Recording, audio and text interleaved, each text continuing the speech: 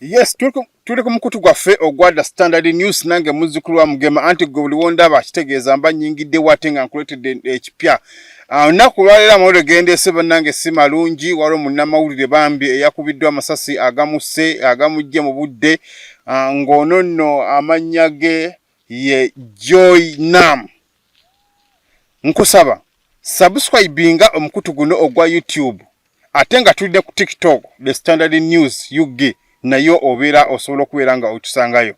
Munnamawulire ono tetumanyi kiri mabega w'okumukuba naye mbu bizze byogerwa mbu ayina akatabo ke yawandiika ke tutannaba kubeera nti tukakasa biri mu mbu akagendo akalaga Uganda bweribeera obanga obukulembeze bukyuse mbagambye biri mu mbu naye kennyini sinnabakola kinaye bye tuwulira kati omuntu yazze obudde obw'ekiro yamusanze omwami ono mutuuze w'e Kawanda ku kyalo ky'e Kawanda Central. Omwami ono yabadde ali mu kusoma bitabo bye oba ekitabo ekitukuvu Bayibuli obudde obw'ekiro nti akusinziira kubamu ku booluganda nti buli ssaawa 4 ez'ekiro abadde atera okufuluma n'agenda asome ekitabo oba n'agenda asome Bayibuli nga wabweru abadde atera kuvaawo ssaawa 6:7 ogw'ekiro. Era nga we kyabadde yasazeewo agenda asome ku Bayibuli obudde obw'ekiro. Yafulumye ssaawa 4 asome kuba nti bw'aba ali mu ndoto tutera omukwata nasalawo abeere wabweru empewo ekole kyemufuuweko. Wabula ku ssaawa zabadde nga 6 ogw'ekiro omutemu bwe yagidde nga kiraga nti yabadde ali ku mission. Kigambibwa yazze amanya ani gwagenda okuba. Kigambibwa nti azze alondoola omwami ono entambula ze. Wakati mu kumulondoola bw'atyo n'amusanga ng'ali mu kusoma ebitabo obudde obw'ekiro Bayibuli. Wano nno olw'okuba nti omuntu omutemu ono yazze amazeeko yajjayo bujja mundu ekika kya basitoola wano kye tuyita pisto n'amukuba. Era mu kumukuba bw'atyo n'akola ki n'atambula n'agenda. Naye nga tannaba kugenda yabuuzizza ab'omu nnyumba waliyo ali munda eyo bambi mwannyina w'omugenzi essaawa zino era nga munnamawulire bamuyita Namujjolo ng'ono akoledde Olupapula lwa New Vision ebbanga eriwera. Bwe yabadde nga bwe yagambye nti nze ndi mu nnyumba omutemi ono y'okuba nti wabadde waggule bw'atyo n'ajja n'ayingira. Mu kuyingira n'amusongamu emmundu. Kati bambi oba olw'engeri gye yabadde omukyala omutemu n'atabaako kyonna kyamukola. Wabula ekyennaku ekisinga okwennyamiza nti ekyosa nti omutemu ono yaddagiridde omuntu ono omugenzi essaawa zino tewali kyonna kye baatutte wadde essimu wadde ssente ate nga mu nnyumba mwabaddemu laptop mwabaddemu kompyuta mwabaddemu amasimu ag'enjawulo. Tewali gonna ge bakoze ge baatutte. Era bwe batyo bwe yamaze okukola ekikolo ekyo n'akola ki n'adduka. Kino kyonna kireetedde abantu okubeera n'ebirowoozo nti omutemu ono yabadde ajjiridde muntu ogu era bwe yamaze okukola ekikolwa kye bw'atyo n'adduka. Abamu ku booluganda nga ye Mary Nabongo ayo b'engulu eyo ndowooza amannya mugawulira. Ye embeera nga we yabadde mu ddiiro n'awulira essasi erisooka kwe kuli essasi eryokubiri. Kamukuwe ogende mu maaso n'okubeera nti naye omuwulira biki byayogera ku mboozi eno. Mary Nabongo ayo assistant to Namujjolo. Yeah. last night at around 1 a.m. He was seated outside praying, where he usually sits and prays. I was in the sitting room. So suddenly he calls my name, said, kid, please come. As I got up to go to him, and he started pleading with someone outside. He's like, please, don't do this. Don't do this. The angels are seeing you. Jesus is seeing you. Then I had the first gunshot. Then after a minute or so, I had he kept quiet. He went silent. Then I had the second gunshot. Then I knew he was shot. So I stood at the corridor where I was passing from, and the man who had shot him came to the back door and asked, who else is in here? Then I answered him. I said, I'm here. So he opened the door. Because the door was open, he just walked in, pointing the gun at me like this. I also stood stiff. I didn't move. So he stood for around 5 minutes. Then afterwards, he walked away. Yes. I was alone. Yes. What would be the cause? I have no clue.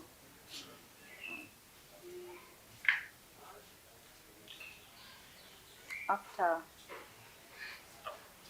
Before shooting? no, I didn't hear any scuffle. I just heard him calling me.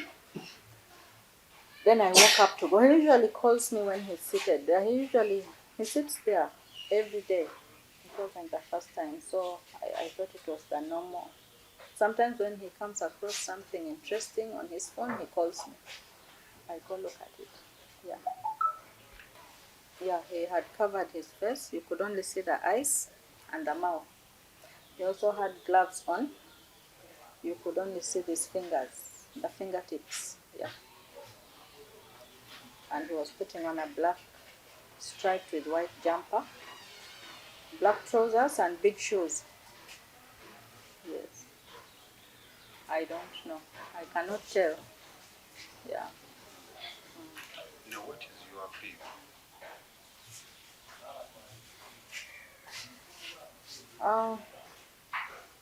If the police could investigate and come up with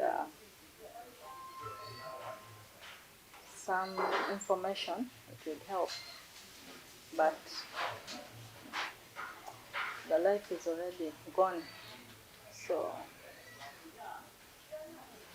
yeah. He worked with the New Vision for a long time. Yeah, then he went freelance.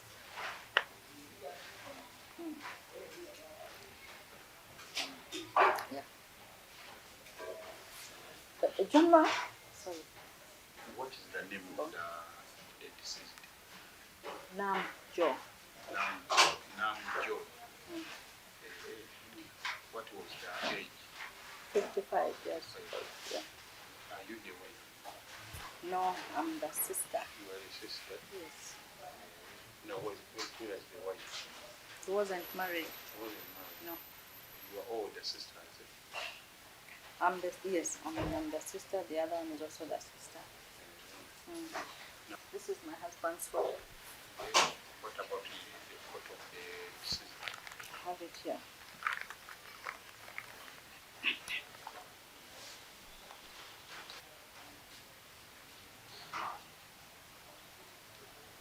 This is his. N'okutuusa kati wakyaliwo ebibuuzo ekigendwa ky'omutemu ono kyabadde ki? Era okusinziira ku booluganda bagamba nti omuntu waabwe tabadde na buzibu bwonna. Ye muntu gw'obadde olinnyako n'akola kino n'agenda, oba ggwe n'ogenda. Naye ekibuuzo kiri, omutemu ono ekigendererwa kye kyabadde ki okujja okutta omuntu ono? Kuba mu kaseera kano bwe twogerera ennyumba buli kimu kyonna kyaba n'okutuusa kati kiringa we kiri nti tewali kyonna kye baakoze kye baatutteko. Kati nno omu ku Oluganda Mujaso ayogeramu ku luzungu olutonotono tebamanyi bulungi Luganda. Wuuno kangezeeko kuwa biki byayogera era nga naye yeebuuza kiki buzibu bwonna bwavudde ku ki, era ng'ono mukuwadde lumu ne mulirwana naye nga naye yeebuuza kiki ekyabaddewo, obuzibu bwabadde ku ki, kuba omuntu talina nnyombo yonna, tabadde na nsasage yonna, naye obuzibu bwavudde ku ki, ate okukuba omuntu waabwe amasase n'okususa kati agamufuusizza omugenzi. So I'm called George Opio. The late John is my brother-in-law. We learned about his death about 1 a.m. last night. So we were informed that he was shot. So we had two school of thoughts. The first one was said, okay, probably maybe this person who shot him had come to steal. So we thought possibly when he found him seated outside, because we were told that they shot him from outside, maybe he tried to tackle him.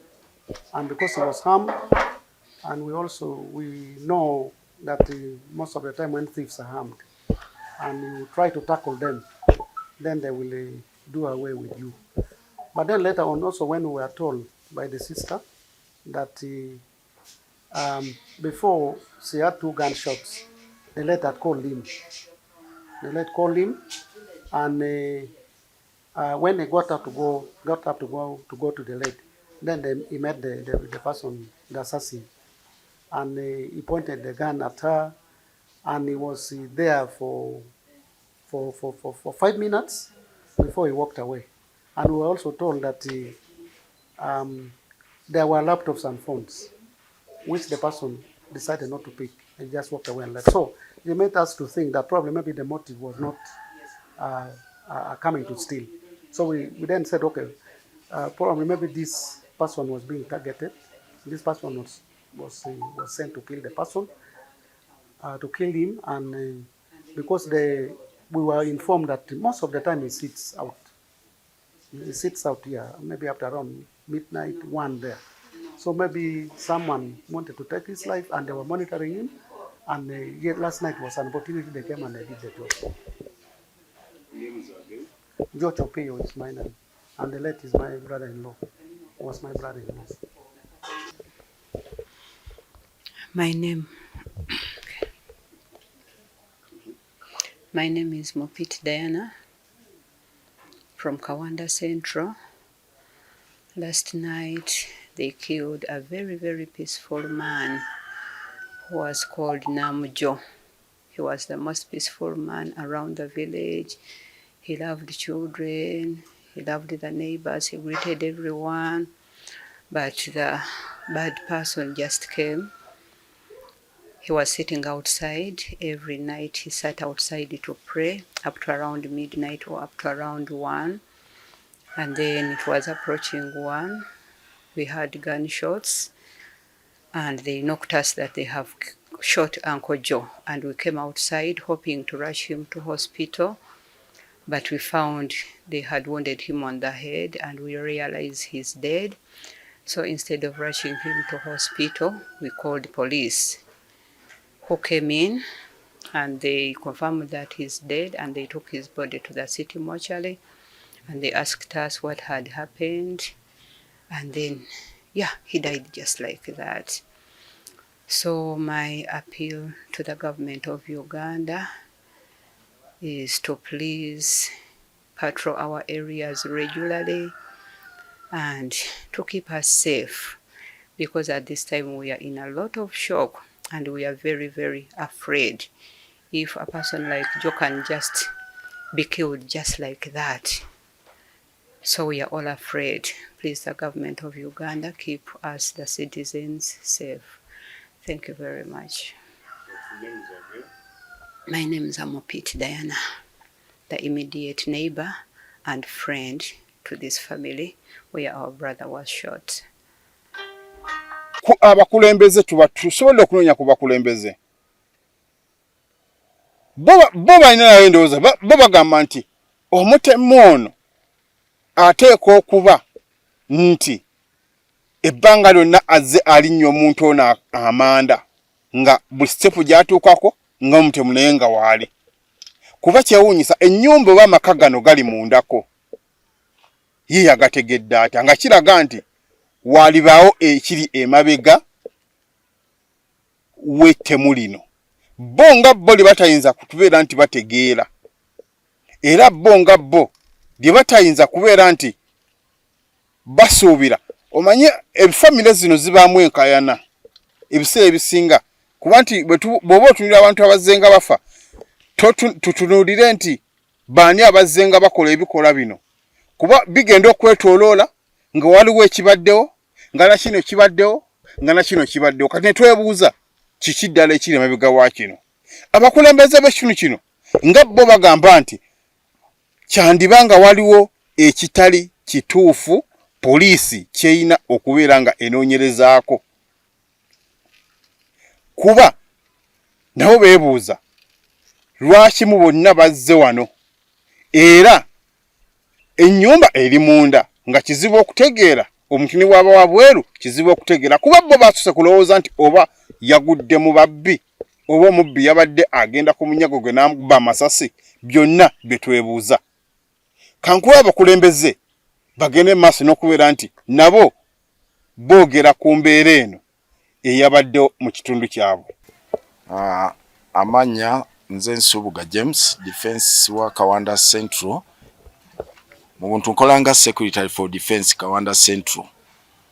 Ensasage eyatuguddemu wano e Kawanda, wano ku kikuba ekiva ku main road e Kawanda ng'oyise wano wansi mu Kakoligo tuliraanye ne factory y'obuveera, we wali omutuuze waffe omu eyalumbiddwa omuzigu n'amukuba amasasi n'amuttirawo. Naye obuzibu bwe tulina okwerinda kwaffe mu buntu si kulungi ekimala. Ndi defense naye okwerinda kwaffe si kulungi ekimala, kubanga obuzibu bwe tulina security tetumala, era nze mu kusaba okwangu bandibadde batwongerako ku security wano, naddala police tubalawo babale namba esinga okubaawo yaba CIDs abatagenda mu field. Otuuka ku poliisi okusaba nti twagala kukola patrol, bakulaga wa poliisi omu. N'obuzibu obulala bwe tulina bye tugenze nga tusanga ku poliisi be bantu abatali ba poliisi abamaamidde poliisi. Tulinawo abantu abasomesebwa okukuuma obululu mu buntu be bali ku poliisi. Ogenda otuuka ku poliisi ne baagala omukuwa nti ate yaba abeera operation commander, ekyo n'okigana n'ogamba sijja kikola. Mu buntu n'owabanga mulinamu backup y'ow'amagye, ab'amagye nga weebali tebayinza kukola kutali wa poliisi, tekisoboka. N'ekyokubiri, abantu baffe security bagitutte ng'omuzannyo, kubanga security etandikira waka. Omuntu n'otuuka essaawa 7 ng'oli wabweru, wadde ono munnaffe mutuuze munnaffe mukwano gwaffe, kale kyazze Katonda bwe yakitegese kyayinza okuba nga takikola bulijjo, tabeerawo essaawa 7 ogwo, naye ekintu ekyo kyatukubye wala. N'ekyokubiri, kino eky'emmundu ate kisusseewo, we kigenze wala. Tubadde mu baabijambiya be batuliko batutema, tuyiga baabijambiya, naye n'eky'emmundu ekiyingiddemu ndaba kitususseeko. Kati nga nze defense ow'ekyalo mbadde nsaba ekirungi tulina ne barracks namba tuliko mu research wali. Poliisi bwebanga tewera, at least batwongere kwabo abali wali.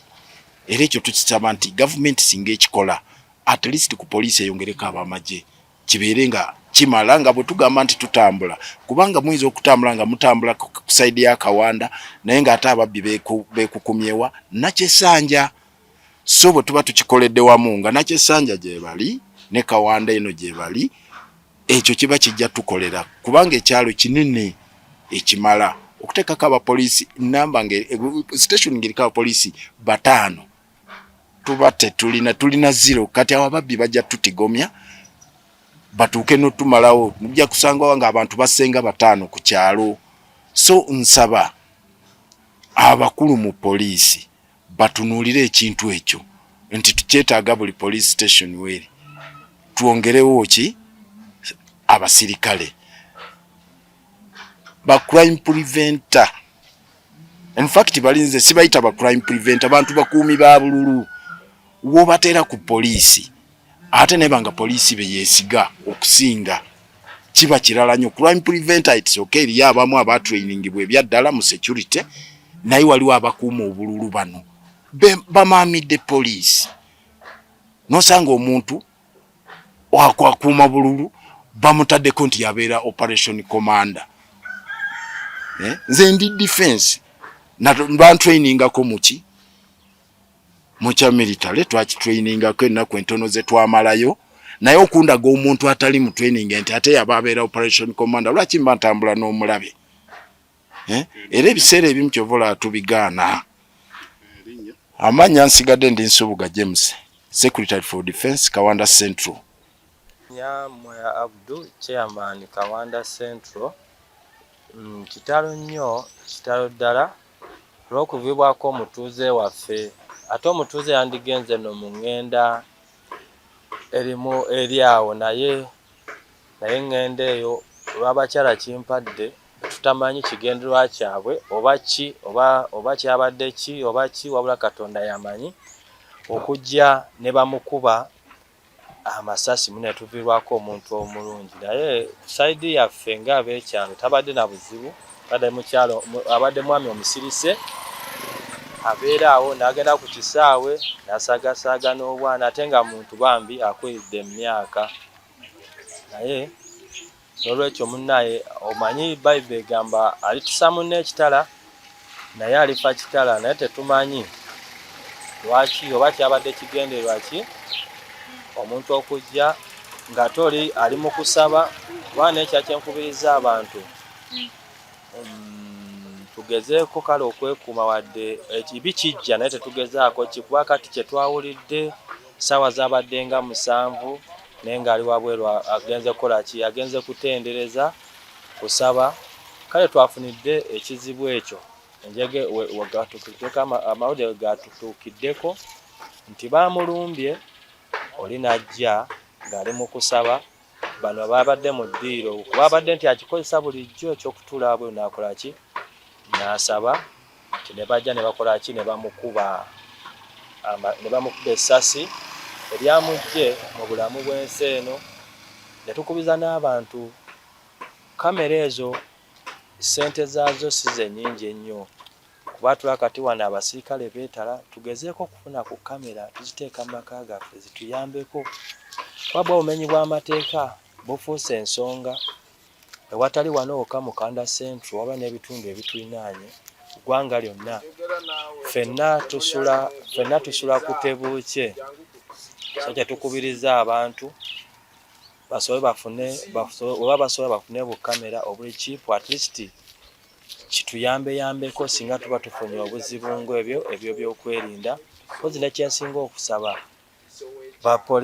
aba security abali waggulu batwongere ku manpower. Manpower gye tulina ntini nnyo kubanga naffe twega ba defense Nsubuga Emmanuel bakola ddala emirimu gyabwe naye olw'okuba nti n'abantu batambula nabo batini osanga naye tumadde nsaba babaayo amagezi gonna basobole tuyamba twongere mu security yaffe kubanga ffe tukulembera bantu era twagala abantu baffe babanga balamu era nga bali bulungi. Nsuubira naffe tuba bulungi naye nga kyekyo ekyatutuuseeko mu Kawanda Central kubanga kati tuba tukyali kugwa bijambiya ate mundu ziba ziyingiddemu. Abantu baffe bafuna okweraliikirira kuba tutwala abantu bangi abato n'abakulu ddala abo abakuzeekuze emyaka kisobola no basi tula endwadde eza pressure ne bamanya kuba kati ono tetumanyi abadde ng'omulaba musajja musirise musajja mugonvu naye nga tetumanyi kuba ebintu ebisinga Katonda yakola ki yaba asinga okumanya. So tujja saasira nnyo ab'enju ye bonna n'emikwano gye n'abooluganda, kubanga Katonda yawa era yajjawo era amuyambe amusaasire amusonyiwe ebyo byonna ebyamusobako obulamu bw'ensi eno. Muwaya Abudu Chairman Kawanda Central. Bukyamuziri Chad. Ku mbeera eno eriwo nga defense Kawanda Central batwongere ku money power. Kuba money power ntono nnyo. Ntono. Tusobola otambula ekyo tugenda mu field ne bakuwa omuntu tomutegeera mbeera ze. Ate mumala okuvaayo okukola bakusindika gende wako. Kubina eby'emmundu kati ebiriwo. Emmundu kati ziyingidde mu kitundu kyaffe. Naffe ba defense tuweraliikirira otambula ekiro. Wojja kuba muri mu field ng'oli yabeetegekedde edda ng'alonzeemu gwe. Kaze kyensaba gavumenti twongere ku money power wano Kawanda Central. Nkusaba gera maaso subscribe ng'omukutu guno gwada Standard News ffe tugasookako amawulire. Ate era ne ku TikTok nayo otugoberere. Nze da Element Man muzzukulu wa Mugema wano ku Standard News ffe tugasookako amawulire.